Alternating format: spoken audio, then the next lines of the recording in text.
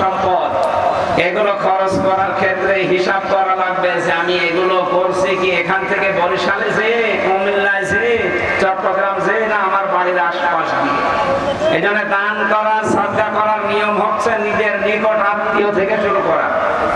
নিজের ভাইয়ের ছেলে লেখাপড়া করছে, বই কিনতে পারে না, ফর্ম ফিল আপ করার টাকা নেই, ও বরিশালে যে পীরের দরবারে একটা গরু দিয়ে আসছে। কিয়ামত পর্যন্ত আপনার ওই গরু কবুল হবে না, আগে আপনার ভাইয়ের ছেলেকে দেখেন। এই যে রক্তের সম্পর্ক যেটা, এটা যারা দূরে করে দেয়, দূরে ঠেলে দেয়, খোঁজ রাখে না, তাদের মনের ভেতরে হাজারো ভয় আল্লাহ নিজে তৈরি করে দেয়। নবীজি এসে বলেছিলেন যে প্রথমে সাম্মিলুনি, আমাকে ঢেকে দাও, আমি ভয় পেয়েছি।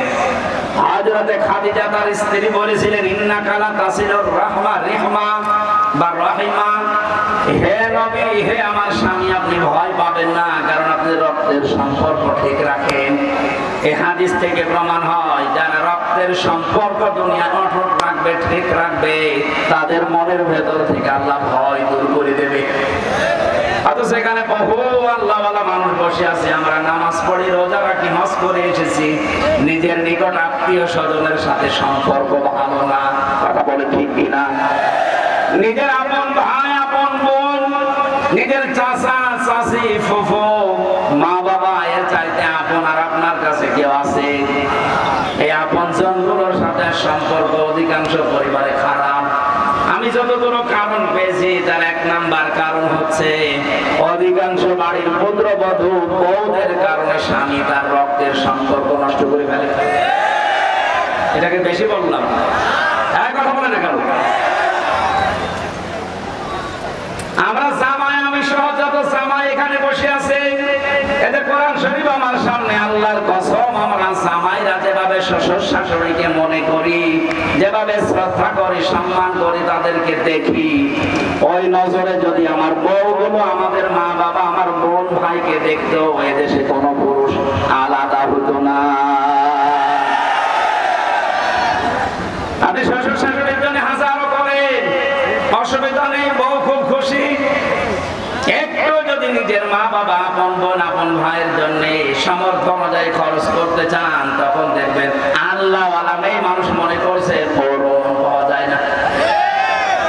আপনার মন এত ছোট কেন? আপনি তো আরো স্বামীকে ভয় দেবেন, বারবার স্বামীকে বলবেন স্বামী যা করো করো, দুনিয়া আখিরাত যা হয়ে যাক, সম্পর্কগুলো একটু ঠিক রাখার চেষ্টা করো।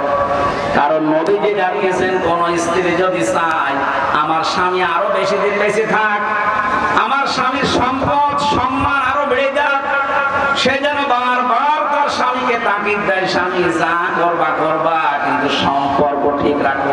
রক্তের কিসের? এটা আরো নষ্ট করে এরা। সম্পর্ক ঠিক রাখা দূরের কথা, কি করে নষ্ট করা যায় সেই ধান্দায় আছে। এরকম ছোট মনের বউ আছে কার ঘরে? কিন্তু একজন মুরব্বী মানুষ, আপনার বউ আবার কি করে?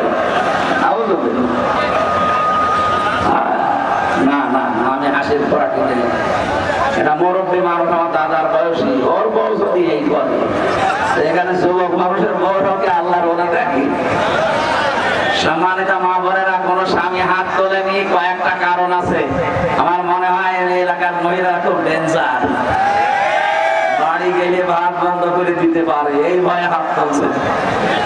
আরে মুরব্বীর বউ আছে কি নেই, হাত তুলে বসে আছে। স্ত্রী হিসাবে স্বামীকে বলছে আপনি ভয় পাবেন না, কোন জিন ভূত পরী আপনাকে ভয় দেখাতে পারে না, কারণ আপনি রক্তের সম্পর্ক ঠিক রাখেন। আপনি ভয় পাবেন কেন? এই হাদিস থেকে প্রমাণ হয় যারা রক্তের সম্পর্কগুলো অটুট রাখে, ঠিক রাখে, তাদের মনের ভয় আল্লাহ দূর করে দেয়। সুবহানাল্লাহ বলতে পারেন না? আমরা আজকে থেকে আমি সহ যারা এখানে এসেছি শুনছি, এটা মেনে চলার তৌফিক কামনা করছি, আল্লাহ দান করেন। সুতরাং যে অবস্থায় থাকেন, খরচের এই হাত বাড়া, যত খরচ করবেন তত আল্লাহ বাড়িয়ে দেবে, কারণ সম্পদ বাড়ানোর মালিককে।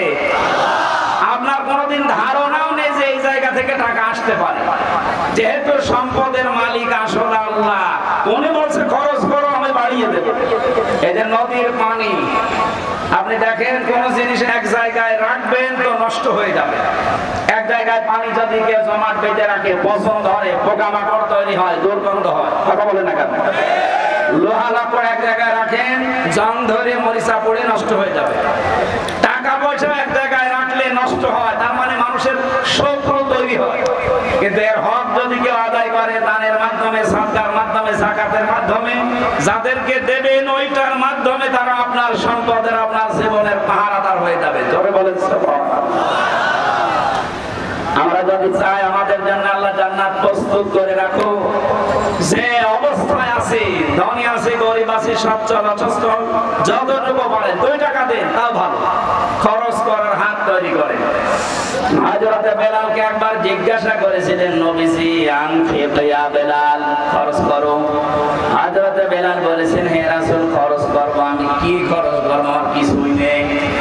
বিশ্বনবী বললেন, একটা কাজ করো, আযান দাও। এই যে আযান দিয়ে মানুষকে আল্লাহর দিকে ডাকো, এইটাও খরচ। যদি আপনার কিছুই না থাকে দেওয়ার জন্য, 2টা ভালো কথা মানুষকে শিক্ষা দেন, বলেন, এইটাও খরচ। বলেন সুবহানাল্লাহ।